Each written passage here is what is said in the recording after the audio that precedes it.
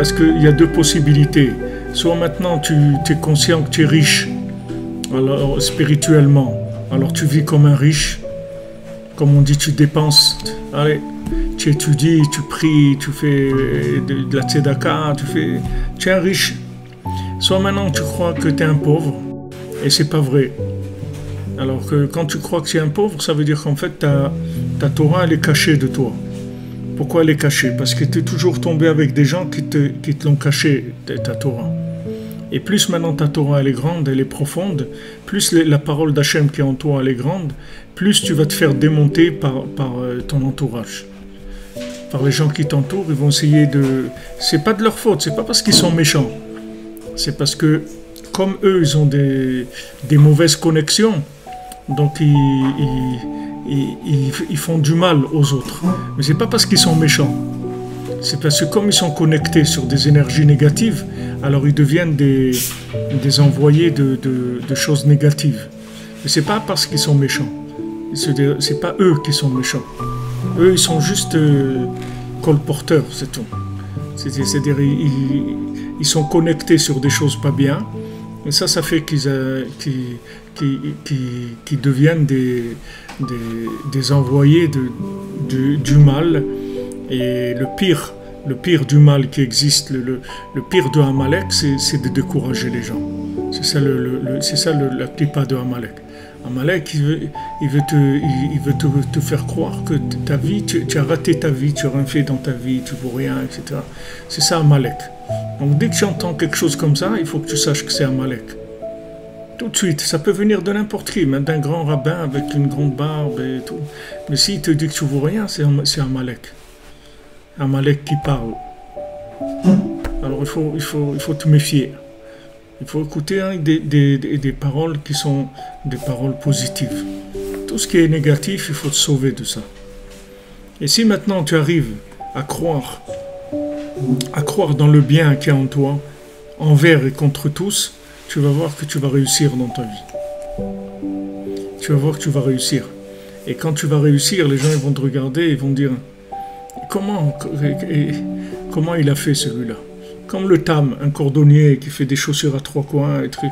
Tout le monde se moque de lui. Après, quand il vient ministre, surtout le ministre, alors les gens, ils le regardent déjà différemment. Ils disent ah ben, Dieu bénisse, hein, ça va bien pour toi. Eh oui, eh oui. Mais pourquoi? Parce qu'il se renforçait, c'est tout sans arrêt. Il ne se laissait pas abattre. Ils disent, sont super mes chaussures. Et les uns, même sa femme, elle essayait de le casser aussi. Parce qu'elle voyait quelqu'un comme ça, elle dit, mais qu'est-ce que tu as avec ces chaussures? Tu les embrasses toute la journée. Qu'est-ce que tu as embrassé les chaussures? Elle dit, mais tu te rends pas compte, c'est des chaussures extraordinaires. C'est des chaussures en sucre, en miel. C'est des chaussures extraordinaires. Merveilleuses. Alors ils prennent pour un fou, c'est tout. Qu'est-ce que quelqu'un, il fait des chaussures à trois coins, il les embrasse en plus, et les trucs. Qu'est-ce qu'il embrasse les chaussures? Quand il fabrique des chaussures, il embrasse les chaussures. Oui, il embrassait les chaussures, il dansait avec ses chaussures. Elles sont extraordinaires. Et les gens, ils se moquaient de lui. Et lui, il disait, ok, rira bien qui rira le dernier, vous allez voir. Et il continuait, jusqu'à que le roi il a convoqué et qu'il est arrivé à là où il est arrivé. C'est la seule épreuve, sachez-le, que nous, on a tout gratuit aujourd'hui. C'est-à-dire aujourd'hui, vous n'avez pas besoin d'être quelqu'un de parfait. Vous n'avez pas besoin. Il suffit que vous demandiez, Hachem il vous donne tout. Il n'y a pas besoin d'être quelqu'un de réussi dans un vache Beyamim. C'est-à-dire c'est pas besoin d'être quelqu'un de réussi dans ce qu'il est concrètement. Tu peux avoir quelqu'un qui fait des chaussures à trois coins, il n'y a pas de problème. C'est-à-dire c'est un raté le bonhomme dans la vache Beyamim. C'est vraiment un raté. Mais sache que le fait que maintenant tu t'es présenté sous la forme d'un raté, c'est justement parce que tu as une réussite extraordinaire qui est cachée derrière ça. Ça va dépendre comment tu gères la situation. Aujourd'hui, tout peut s'obtenir gratuitement par la prière, c'est tout. Tout. Seulement, il faut que tu aies confiance en toi, que ta prière, Hachem, il l'écoute, il l'aime, et Béhémet, il attend que ça. Et tarpicha va mal et ouvre ta bouche, je la remplis. Demande-moi ce que tu veux, c'est tout. Demande-moi ce que tu veux, je te le donne. Ce que tu veux.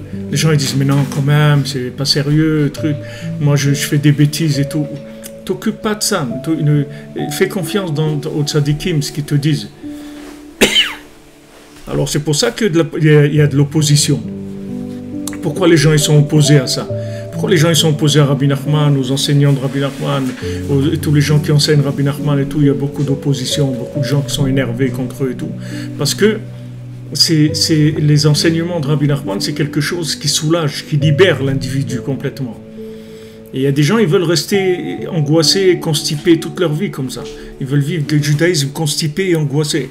Toujours culpabilisé, toujours... ouais, mais c'est gratuit, tu comprends pas que c'est une soupe populaire. Alors, juste amène ton assiette et remplis, c'est tout.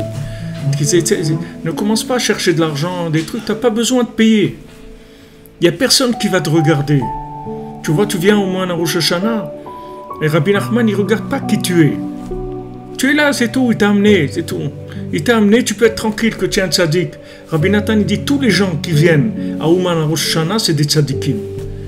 Ah, mais qui c'est ce tzaddik là avec des pinces-oreilles là, ou des trucs, je sais pas comment ils appellent ça, des trucs, des piercings ou des trucs et tout. Qui c'est ces gens-là? Comme ça, comment ils sont habillés, comme ça, ils ont des rastas, c'est d'autres électriques. Mais qui c'est ces gens-là?